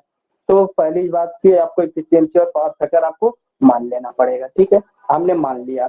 फिर उसके बाद देखते हैं कि स्विच बोर्ड, मेन स्विच और मोटर का स्विच और स्टार्टर, इन सभी को फर्श से 1.5 मीटर की दूरी पर स्थापित करेंगे। चलो ये भी हमने मान लिया नियम के अनुसार। और नियम के अनुसार सारी चीजें मानने के बाद एक नियम और कहता है कि जो कंड्यूट पाइप हम बिछाएंगे उस कंड्यूट पाइप को मेन स्विच की ऊंचाई से ही हमें ले जाना है। ठीक है, वो मेन स्विच से जाएगा और उसी के सामने हमारा मेन स्विच लगा होगा, उसी में कंड्यूट पाइप डाल देंगे। ठीक है, अब देखिए जो हम कंडक्टर का इस्तेमाल करेंगे वो पीवीसी से इंसुलेटेड होना चाहिए, एल्यूमिनियम के कंडक्टर का प्रयोग कर रहे हैं और हमने मान लिया कि सिंगल कोर केबल है। अगर आपको मानना है 3 कोर केबल तो वो भी लिख दीजिए, उससे कोई आपत्ति नहीं है। अब उसके बाद दीवार और मोटर के बीच सर 3 कोर केबल और सिंगल कोर केबल में क्या अंतर है? सिंगल कोर केबल में केवल इस तरीके से ये कोर हो गई, ये अंदर केबल है, ये सिंगल कोर हो गया। 3 कोर का केबल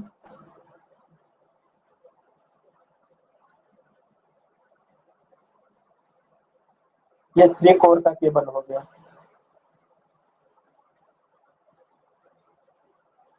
ठीक है, ये इंसुलेशन है, इसको काट के छीलेंगे तो देखिए 3 कंडक्टर इसमें से ऐसे निकलेंगे। ये ऊपरी कवर है, जब इसको छील देंगे तो 3 कंडक्टर इस तरीके से निकलेंगे।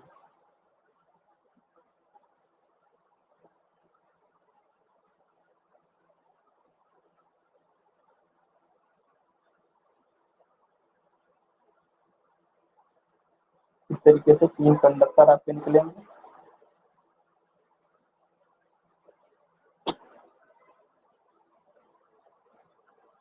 ये कंडक्टर ये हो गया, ये कंडक्टर ये हो गया और ये कंडक्टर ये हो गया। अब इसको भी जब छीलेंगे तो इसमें से तार इस तरीके से निकलेंगे और इसको भी जब छीलेंगे तो इसमें से तार इस तरीके से निकलेंगे। तो ये हो गया 3 कोर का केबल हो गया ये, और ये सिंगल कोर का केबल है। सिंगल कोर का केबल ऐसे होगा और जब इसको साफ करेंगे तो इसमें से ये ऐसे निकलेगा। ये सिंगल कोर का केबल हो गया। 4 कोर का केबल देखिए कैसे होगा। आप लोगों ने केबल वगैरह नहीं पढ़ा है टीडीपी में? टीडीपी है इसी सेमेस्टर में ना? Yes sir. तो लेकिन सिंगल कोर का तो कम करंट के लिए यूज करेंगे ना? अरे कम करंट के लिए तो कोई जरूरी थोड़ा है। आर वाई भाई तीनों फेस में जोड़ना है तो सिंगल कोर का केबल ला करके जोड़ लेंगे, या फिर एक ही में 4 कोर का केबल ले लिए, छिल करके उसको अलग अलग कर ही तो लेंगे, जैसे हमने यहाँ पे अलग करके अभी दिखाया था। और एक 4 कोर का केबल होता है, 1 2 3 और एक 4 का। तो ये आर हो जाएगा, ये वाई हो जाएगा, ये बी हो जाएगा और ये क्या हो जाएगा?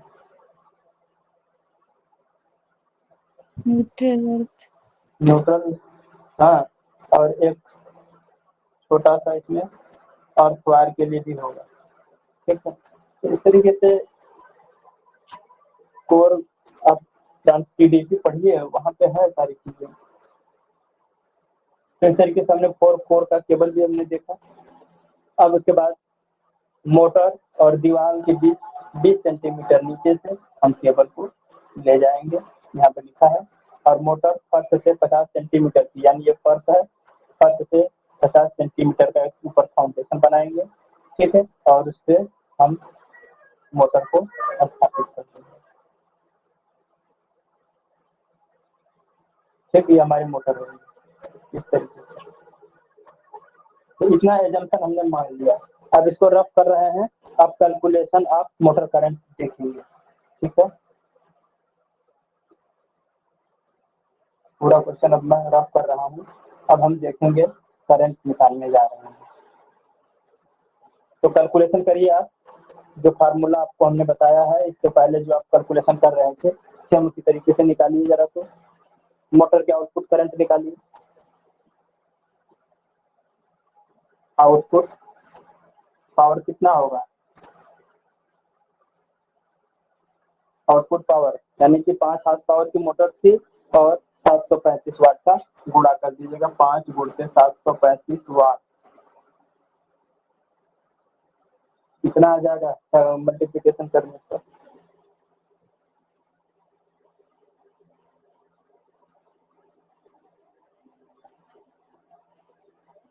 फिर उसके बाद वोल्टेज कितना है?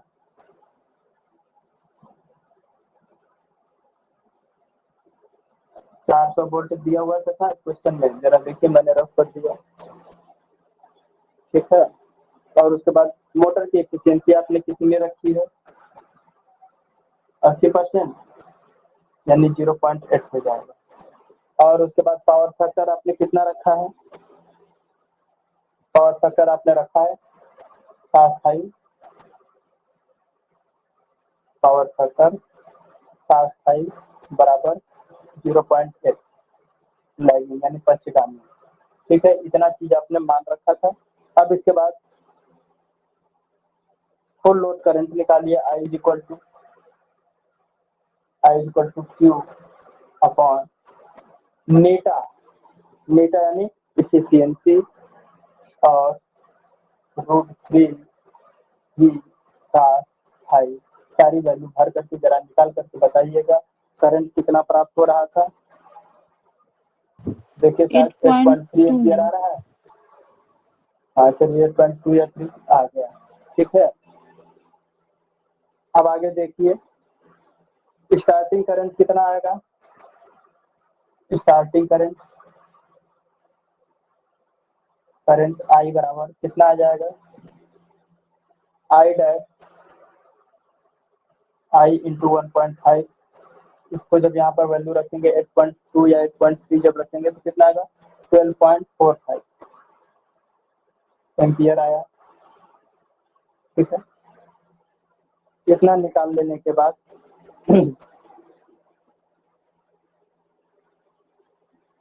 Size of conductor and switch निकालेंगे।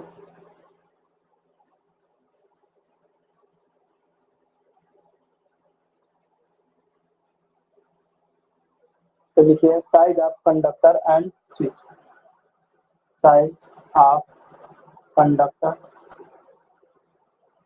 And switch. स्विच भी उसी हिसाब का रखेंगे, जितना करंट फ्लो होगा उसी के हिसाब से हम स्विच का सिलेक्शन करेंगे। ठीक है, सर्किट ब्रेकर का सिलेक्शन करेंगे, आइसोलेटर का भी सिलेक्शन करेंगे।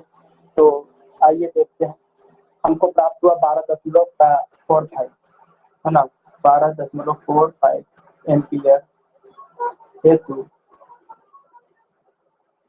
कंडक्टर की माप। ठीक है, तो कंडक्टर के माप के लिए देखिए सारणी अगर देखेंगे, हम सारणी देखने जा रहे हैं कि 12.45 के लिए कितना करंट है। 12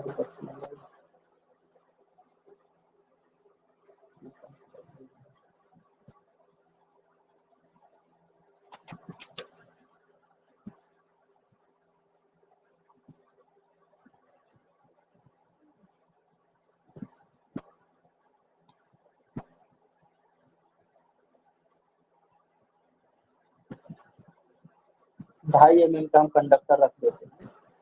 इसमें 24 एम्पियर, 25 एम्पियर, 21 एम्पियर दिखा रहा है भूमि में स्थापित करने वाले केबल के लिए साइज। और अगर ये देख रहे हैं नाली मार्ग से स्थापित करने के लिए तो 24 एम्पियर, 21 एम्पियर और 18 एम्पियर के लिए 25 एम्पियर 2.5 एम्पियर का कंडक्टर इस्तेमाल करेंगे। तो हम यहाँ पर 2.5 mm रख देते हैं। ठीक है, तो यहाँ पर लिखेंगे केबल की माप, केबल की माप 2.5 mm स्क्वायर हमने रख लिया। ठीक है, सेलेक्ट कर लिया। अब उसके बाद मेन स्विच और मोटर स्विच का रेटिंग करंट कितना रखेंगे। मेन स्विच एंड मोटर की स्विच की रेटिंग, मोटर स्विच की रेटिंग कितना रखे हमने रखा पावर सर्किट है इसलिए हमने 16 एम्पियर।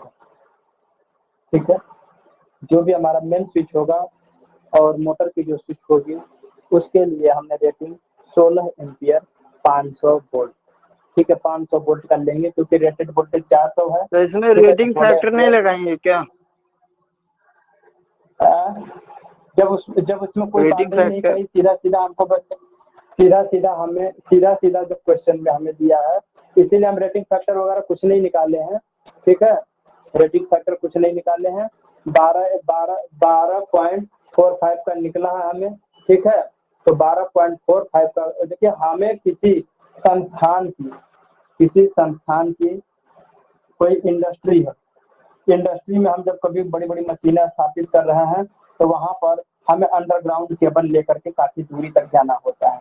ठीक है, और हम यहाँ पर अगर रेटिंग फैक्टर वगैरह सब कुछ निकालेंगे तो करंट की वैल्यू बढ़ के पिछली वाले में कितना आई थी, 49 आई थी ना। यहाँ पे भी निकालेंगे तो आएगा, लेकिन क्वेश्चन में ऐसा कुछ नहीं कहा गया है।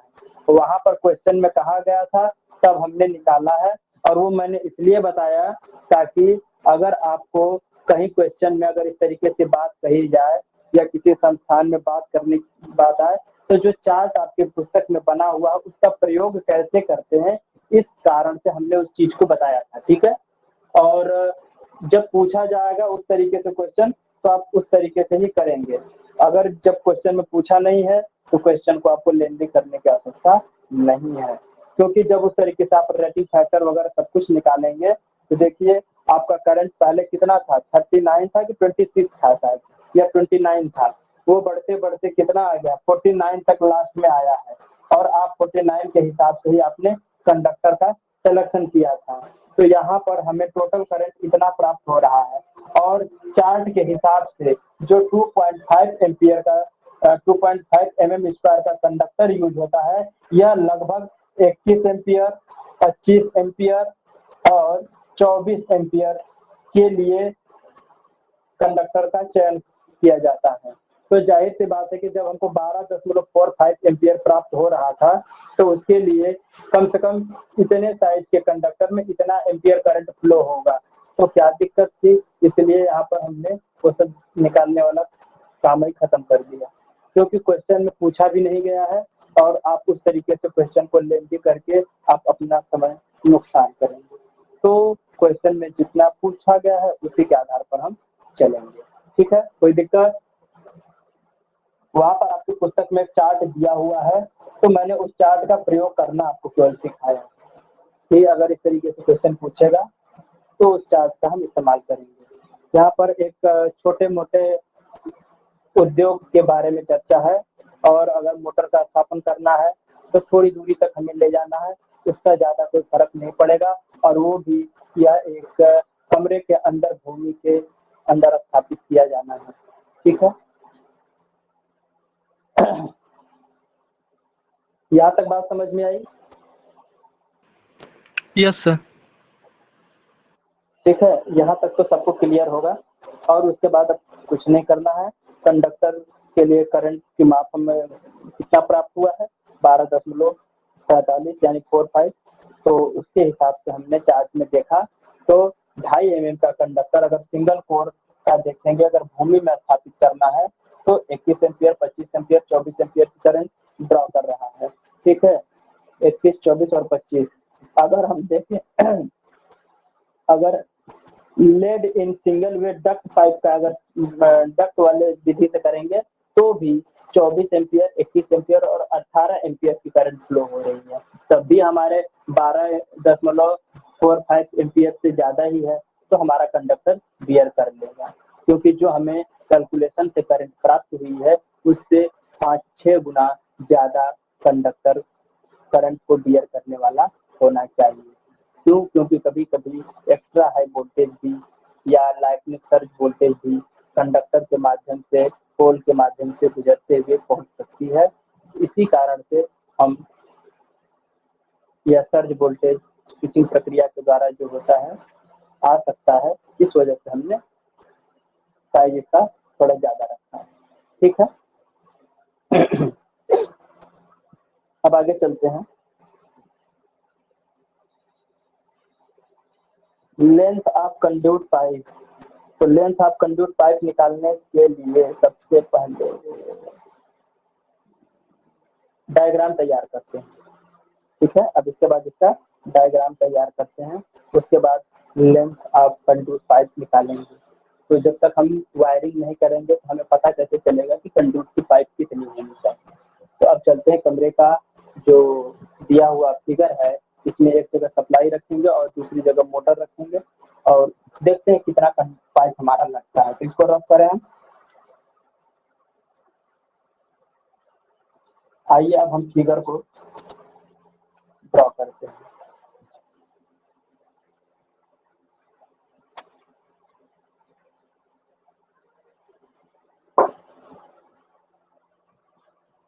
तो अब हमारे पास एक मेन स्विच बोर्ड यहाँ पर बना रहे हैं।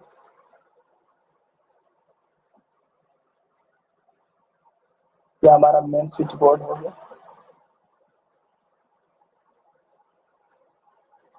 ठीक है, इस मेन स्विच बोर्ड में 3 फेज सप्लाई आएगी।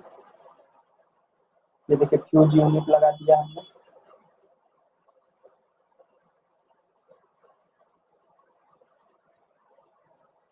ये हमारे पास 3 फेज हो गया। ये हो गया आर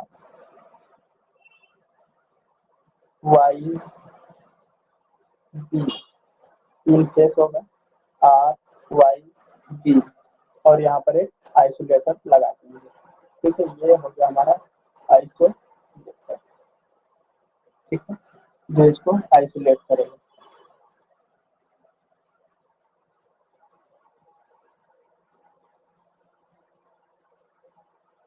ठीक है,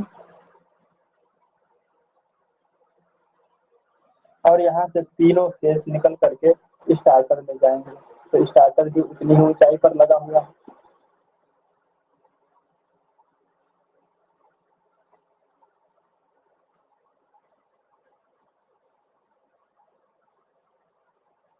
ठीक है, स्टार्टर भी उतनी ऊंचाई पर लगा हुआ है। तो अब यहाँ से स्टार्टर में भी फ्यूज लगा हुआ है। ये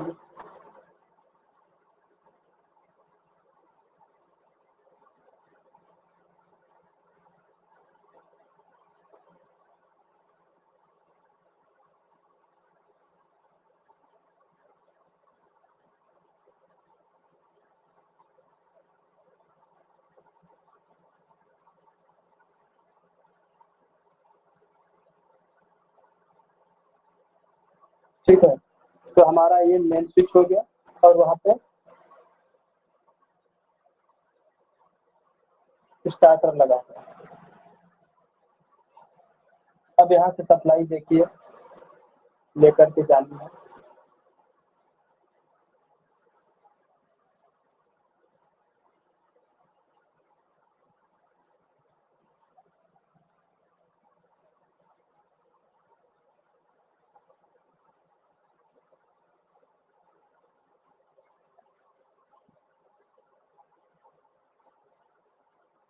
बी वाला आर वाई बी में गया, बी वाले को बी में ले गए, वाई वाले को हम वाई में लेकर के जाएंगे, और आर वाले को हम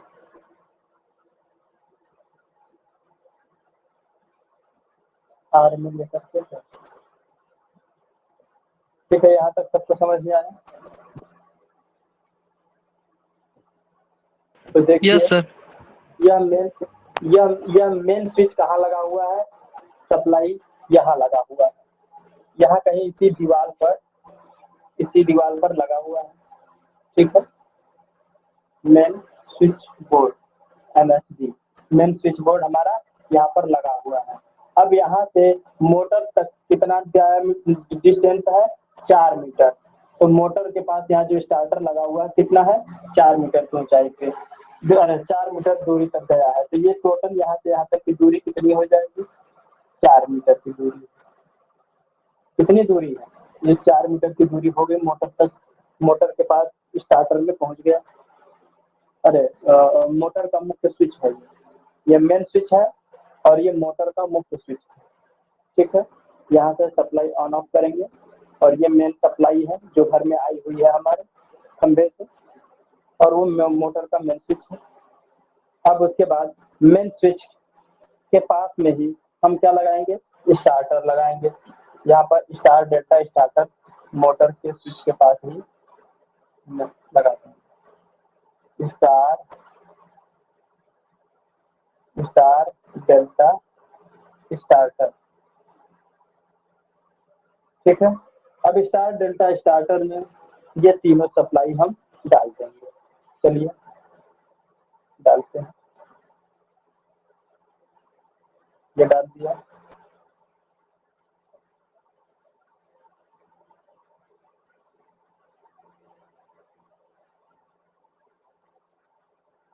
हमने तीनों डाल दिया।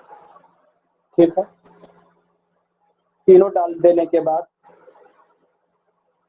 ये हमारा फर्श है। ये क्या हमारा यहाँ तक दिख रहा है? यहाँ तक ठीक है, यहाँ तक तो दिख रहा है, यहाँ तक दिख रहा है। ये हमने मान लिया कि ये हमारा फर्श है। ये क्या है? फर्श। ठीक है, ये हमारा फर्श है, जमीन है। तो जमीन से यह स्टार्टर या यह मेन स्विच कितनी ऊंचाई पे लगा है? जमीन से मेन स्विच कितनी ऊंचाई पे लगा है? बताइए, कितना कल्पना किया था आपने? 1.5 मीटर। कितना? 1.5 मीटर की ऊंचाई पर आपने मोटर का मुख्य स्विच लगा दिया है और उसी ऊंचाई पर आपका स्टार्ट डेल्टा स्टार्टर भी है। अब देखिए, यहाँ पर हम मोटर को स्थापित करने जा रहे हैं। यह मोटर हमारा, ये फाउंडेशन उसकी है और इस पर हमने एक मोटर को स्थापित कर दिया है।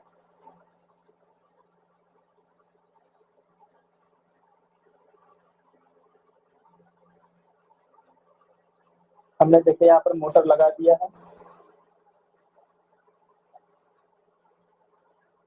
ये कर दिया है और ये मोटर का हमारा आई, और ये हमारा 3 फेज मोटर है।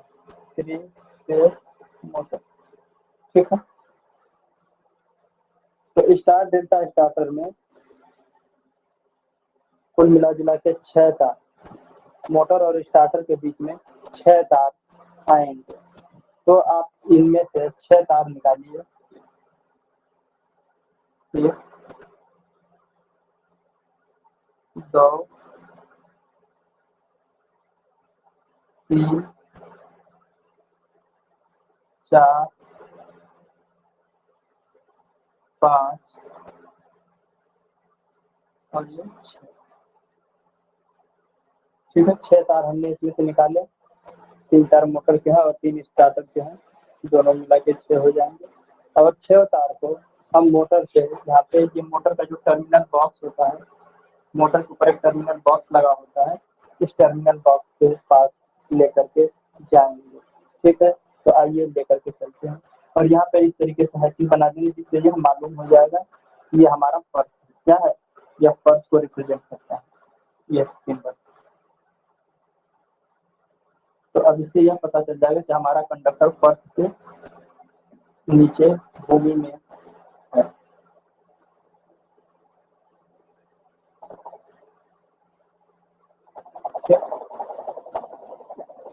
अब इस कंडक्टर को यहाँ से हम मोटर के टर्मिनल के पास लेकर के जाएंगे। यहाँ से गया और कम से कम 0.2 मीटर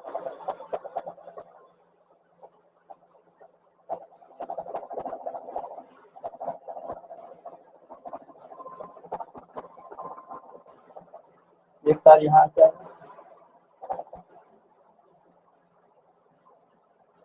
दूसरा ये आ गया, तीसरा ये आ गया, चौथा ये आ गया, पांचवा ये आ गया,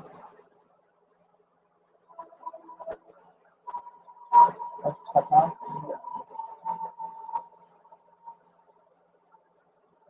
सभी तारों को हम इस तरीके से जोड़ देते हैं मोटर के साथ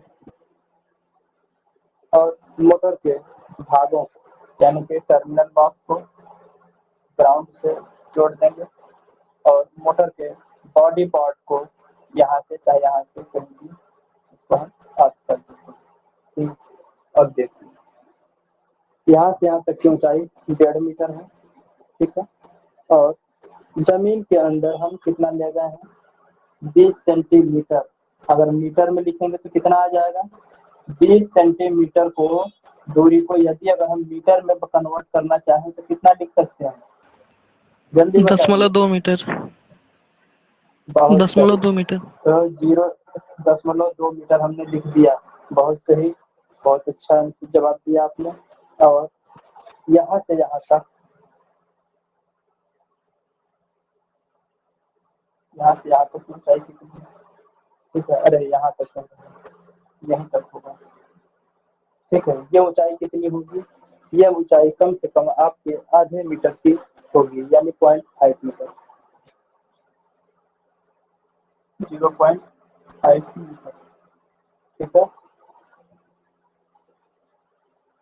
0.5 सर ये जो अर्थिंग है वो कितने कितने दूरी पे है?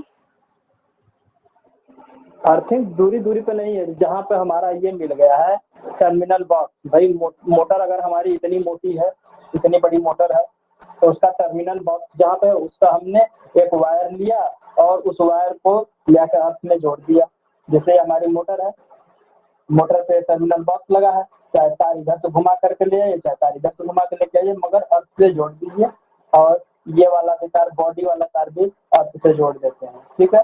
तो कुल मिला के टर्मिनल बॉक्स और अर्थ दोनों को ला करके अर्थ से हमें जोड़ना है। अर्थ आपका जमीन में ही है, पास में ही आपका, ठीक है।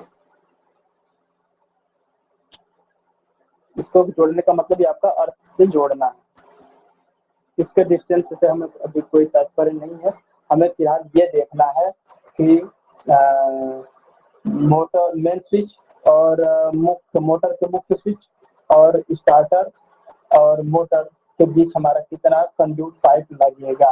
तो देखिए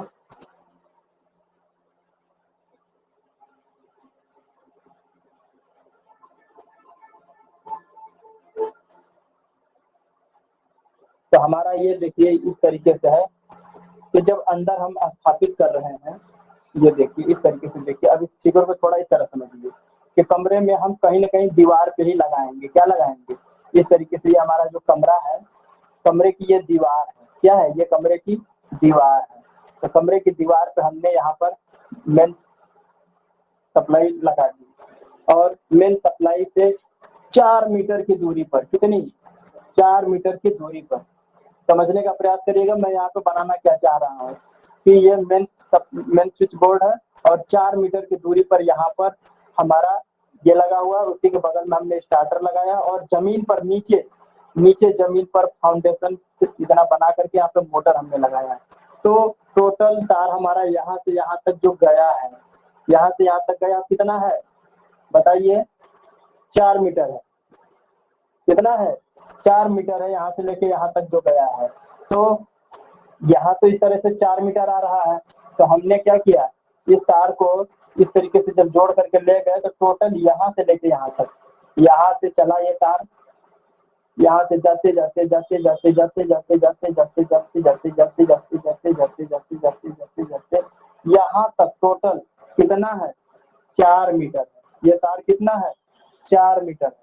ये देखिएगा, इसको आप दूसरे पेन से या हल्की लाइन से ड्रॉ कीजिएगा, है ना, कि 4 मीटर ये टोटल हमारा तार है। 4 मीटर है यहाँ से यहाँ तक। देखिए ना, यहाँ से मेन स्विच बोर्ड से इसके मोटर के मुख्य स्विच तक 4 मीटर न गया है। तो हमने इस तरीके से भले सुव्यवस्थित तरीके से बनाया भाई, अब तो ऐसे हमने जोड़ा नहीं, हम तो यहाँ पे लगाए हैं। तो इस हिसाब से तार निकालेंगे, इसे जोड़ेंगे तो टोटल कितना लगा? 4 मीटर लगा, ठीक है। और मोटर से स्टार्टर के बीच में आधा मीटर का गैप होगा और उसके बाद 1.5 मीटर जमीन के अंदर गया है प्लस 2 मीटर और है, तो यानी कि 1.7 मीटर जमीन के अंदर गया है और जमीन के अंदर से 0.5 मीटर ऊपर निकल करके आया है जो मोटर में गया है, ठीक है। तो और ये मोटर के टर्मिनल से लेके ये दीवार तक कितना? 0.2 मीटर, 0.2 मीटर। देखिए ये जमीन से 0.2 मीटर अंदर भी आया है तार, जमीन से 0.2 मीटर अंदर तार, और यह मोटर के, ये देखिए हमारा दीवार है और यहाँ पर मोटर लगी हुई है। तो दीवार और मोटर के बीच जो है 0.2 मीटर तार इस तरीके से भी आएगा, ये देखिए, ठीक है। इतना बना लेंगे, अब बन जाएगा। अब उसके बाद देखिए ये मोटर का जो हमारा स्टार्टर है, इसको dot dot dot dot dot dot dot dot dot dot dot dot dot dot करके हम इस टर्मिनल तक ले आएंगे, इस बॉक्स के धातु भाग तक। और इस बॉक्स के इसके धातु भाग से जोड़ते हुए फिर इसको ऊपर लेकर के जाएंगे और फिर इस तरह से जोड़ते जोड़ते जोड़ते जोड़ते जोड़ते जोड़ते जोड़ते ले आएंगे और इससे जोड़ेंगे धातु भाग से, और धातु भाग से जोड़ने के बाद नीचे ला करके यहाँ पर अर्थ लिख देंगे ई, यानी अर्थ से हमने धातु भागों को जोड़ रखा है। नहीं तो कोई भी करंट अगर धातु भाग में प्रवाहित होती है तो इलेक्ट्रिक शॉक लग सकता है। यहाँ सर तक दूसरी कंप्लीट हुआ? क्लास स्टार्ट हो गई है। Yes sir. अच्छा, हो गया ना? तो बस यहाँ तक हो गया। अब देखिए, अब ये फिगर आप लोग अपने कॉपी पर बना लिए हैं कि नहीं बनाए? बोलिए यस जल्दी। सर, हो बनवा गया है लिए सर। हैं। बना लिए हैं तो बाकी इसके नीचे वाला जो हिस्सा है अब कुछ नहीं करना है। मेन स्विच से मोटर के बीच कितना है? 4 मीटर। चलिए अब इसको तो हम बाद में नोट करा देंगे, ठीक है, इसको हम नोट करा देंगे। यहाँ तक जिसको समझ में आ गया तो इसके बाद हम नीचे वाला नोट करा देंगे। क्या बताएंगे, क्लास खत्म हो गया। चलिए ठीक है, तो एक ऑफ कर देते हैं। आप लोग क्लास क्विट कर लेंगे तो नहीं हो पाएगा। चलिए ठीक है, थैंक यू क्लास। सर यहीं से आगे वाले दिन बता दीजिएगा ना, इसी के बाद। चलिए ठीक है, ओके।